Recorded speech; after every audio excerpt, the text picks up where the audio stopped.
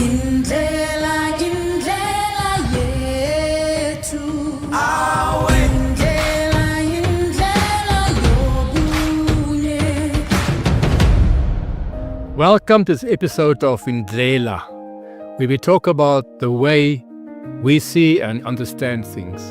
I want to talk to you today about healthy eating and how we can honor our bodies, our culture, and also God in the way we eat. I know some people might not like this and might not want to hear this, but today I want to cover what healthy eating really means. And I want to include into that our cultural preferences, but also some biblical principles. And also the myth that healthy eating is expensive or is difficult. And I want to look at how we can simply start with the first step today. So firstly, we must say, why does healthy eating matter? Why is it even important? It's important because it's, I think, not about a diet, but about a balanced life. It's not about perfection or trying to eat perfectly right, whatever that means, but to consistently do what is best for your body, and that will honor God and also our cultures. It's about eating in a way that gives us energy, that gives us strength, and that really helps us to be healthy in the long term.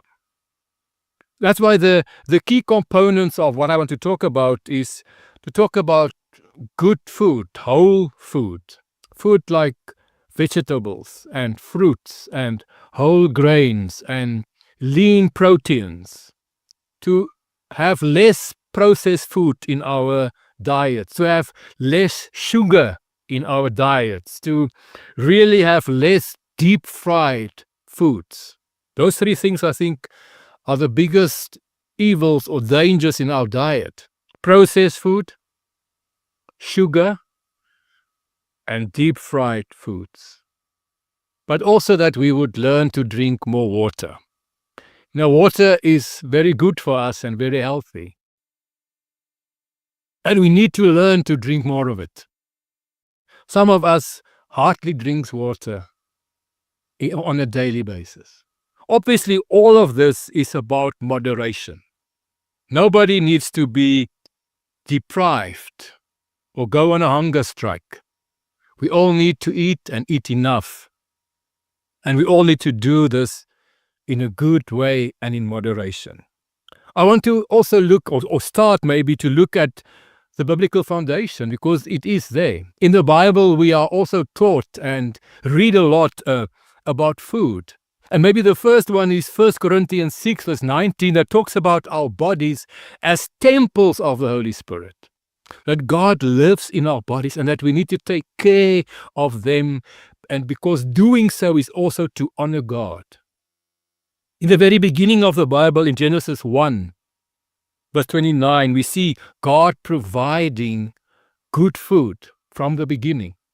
God was the one, even early on in the Bible, who provided wholesome food for mankind. In Proverbs 25, we read about the wisdom that guards against overindulgence, and that includes food. That we should not overindulge in how we eat and in what we eat, but that we should understand healthy eating also as stewardship of our bodies that God entrusted to us. For many of us, this includes a mindset shift, where we should think eating well is not part of vanity, but eating well is part of good stewardship, where we also manage what God gives us, firstly our bodies, but also the food, in a way that honors Him and that keeps our bodies healthy. I think we all know that a healthier body helps us to serve God better. When you're healthier, you can just live a more productive life. You can even preach better. I've experienced that in my own life. When I'm more healthy, I can do whatever I do in a more effective way. And in that way, also honor God. So let's look for a minute at cultural food preferences and how that even impacts our life. All of us are part of a culture. We live in different cultures, and food is part of every culture. And every culture has different types of foods. Even some families have foods that that family likes and that come through the history with that family. So to eat healthy is not to go against your culture. It's not to abandon your cultural dishes, but to maybe sometimes just find a healthier way to give expression to that cultural dish. Maybe by using some healthy ingredients. Maybe by just thinking how you cook it, how you prepare it, to still honor your culture, but to also honor your health. So we can do both. We can keep our dishes traditional, but we can adjust the portion size. You can have that same dish, but maybe eat a little bit less, so it can last longer. You maybe can use healthier cooking methods. Instead of deep frying, one can grill or roast or steam something. You can flavor them with herbs and spice and not just a lot of salt, which is not healthy for us. You can maybe add more vegetables to familiar meals and make the meal more healthy. We can sometimes really swap refined ingredients with whole food, real food. And when I talk about that, I mean that you don't use things that was made in a factory or was refined and processed and make it to something else, but you can use it as raw and real and whole as possible, from the garden if possible, and include that in your recipe, not from a tin, for example. So we need to challenge some stereotypes here. Some people think that healthy food is Western food. Let me tell you, much of the Western, so-called Western diet is really very unhealthy. Much of what even comes from Europe, not even talking about America, is very unhealthy. And some of us think that's the best way to eat. If you eat that way, you have now arrived. You have now proven that you are somebody because you can now afford all these fast foods that's from a Western recipe and from America. On the contrary, many Asian, many African foods and dishes are really healthy and rich in nutrients and proteins and vitamins. So health is not the opposite of culture. Be that Western culture, African culture, whatever culture, all of this can work together if we think about it and if we look and know what to look for in what is really healthy.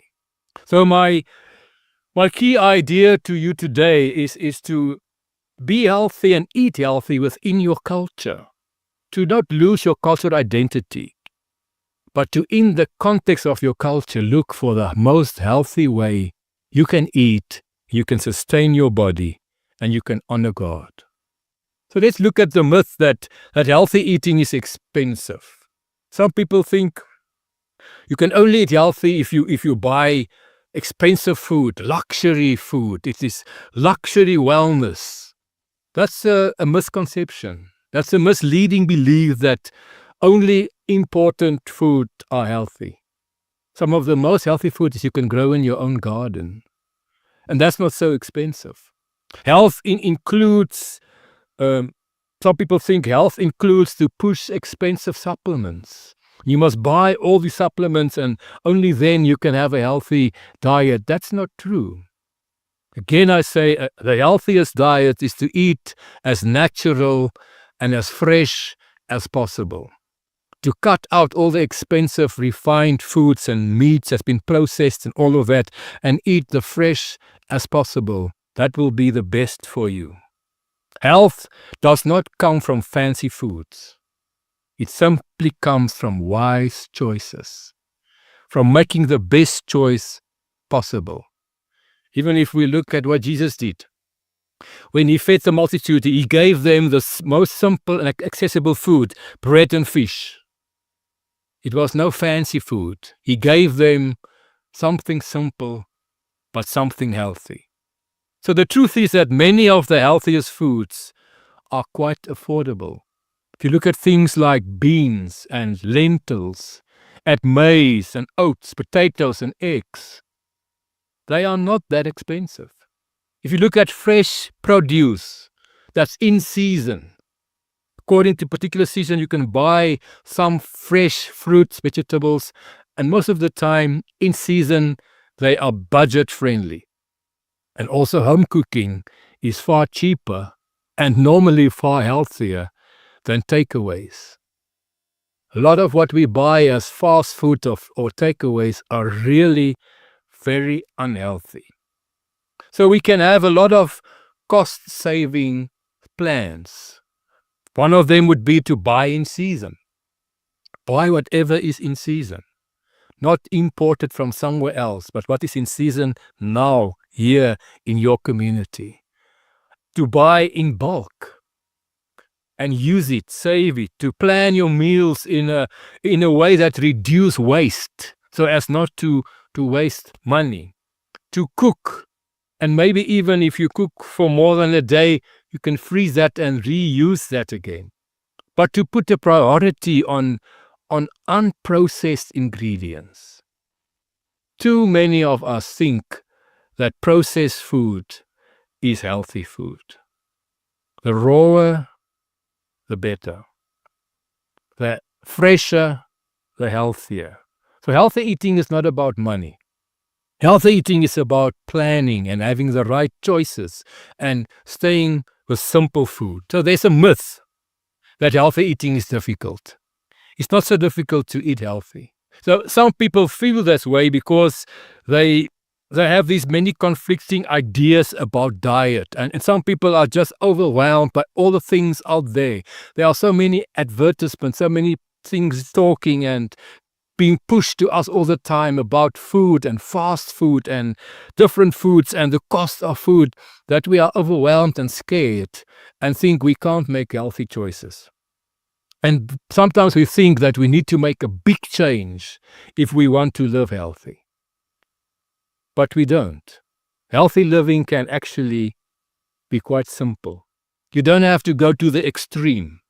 You can make some balanced but important choices as you go forward towards a healthy diet. Firstly, I think the things we can do in a practical way is to drink more water, as I've said before, to reduce sugary drinks. All these gassy and sugary drinks are really not healthy. Someone once said that sugar is not from the devil, sugar is the devil. And I'm just saying that to just underline the point that sugar is not good for us. We're eating too much sugar. The typical African diet, typical Asian diet does not have a lot of sugar because sugar is not healthy. So we need to eat natural sugar, which you find in fruits and vegetables. Eat that daily. There's some sugar there, but don't add refined sugar. As little as possible if you have to. We have to reduce starch. You know, I've been to many places where people eat and then there's about 4 or 5 different options of starch and people will eat all of them. Reduce, choose one. Starch, if possible, you don't eliminate them. You don't cut them out completely, but reduce them. And I know some of us like to eat a lot of starch. But we need, if we want to be healthy, to reduce them, make them less, and replace unhealthy snacks rather with a fruit, which again is fresh and natural and unrefined and healthy. So replace that snacks. Don't eat all those deep fried chips and all those things that we buy in packets. Normally they are not healthy and they include very unhealthy fats that is not good for us. But also when we eat, when we have our food, it is good to eat slowly and to eat mindfully. To not rush your food and eat it quickly because you have to go somewhere else, but to enjoy. Food was made to enjoy in fellowship with your family members or even with your colleagues if you're at work, but to eat in a mindful way, in a way that is relaxing, in a way that's not rushed and quick. And to make all your meals in a simple way. You don't have to prepare fancy food. Take small steps in growing into a healthy diet. Some practical things I think that one can do is to simply do one little thing, change one little thing. For example, cut out sugar in your coffee. Bring it down over time. I did the same. I used to drink a few spoons of sugar in my coffee, and then I decided to cut sugar. But for a few weeks, I had 1.5 spoons of sugar. Then I brought it down to 1 spoon of sugar, then to 1/2, and then to nothing. And today, I can't drink coffee with sugar. It just tastes better without. And I cut that sugar from that in my life. And I've also cut sugary drinks and bring them to the minimum in my life. So choose one simple thing to change and repeat that daily. For example, choose to drink more water. Try to eat more fruit. Try to balance the plate of food that you eat. When you do go somewhere to eat, don't just dish whatever you see in front of you. Think and make as an informed and healthy choice as possible. Sometimes when you're eating at somebody else's house or at a meeting or wherever you go, there's food already there and you can't say no because it might be an insult to the guests who invited you. But even in that context, you can choose the portion size and you can choose what you eat. There are things that you can just leave because you're thinking of your own body. Not just what is available on the table, but what am I going to take and allow into my body. So plan simple meals. If you are cooking at home, which is the best. Sometimes we think it's the best to eat out all the time and eat somewhere. It's so unhealthy and expensive. The best is to eat at home and plan a simple meal. Maybe have 1 or 2 proteins, which normally is some form of meat, chicken or beef or whatever. Have 1 or 2 vegetables. Have 1 starch. And that's your meal. Try and stay to familiar flavors and easy ingredients. Don't make it complicated. Eat simple, but eat healthy as possible. So we also need to look at what we have, what is in our pantry, and we can build affordable meals from that.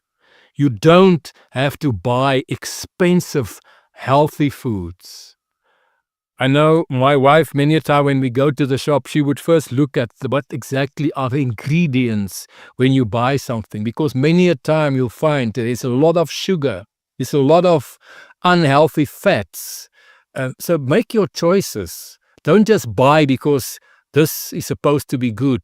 First read what is there. And stay away from those unhealthy fats. Stay away from those high sugar content and make the choice to live as healthy as possible.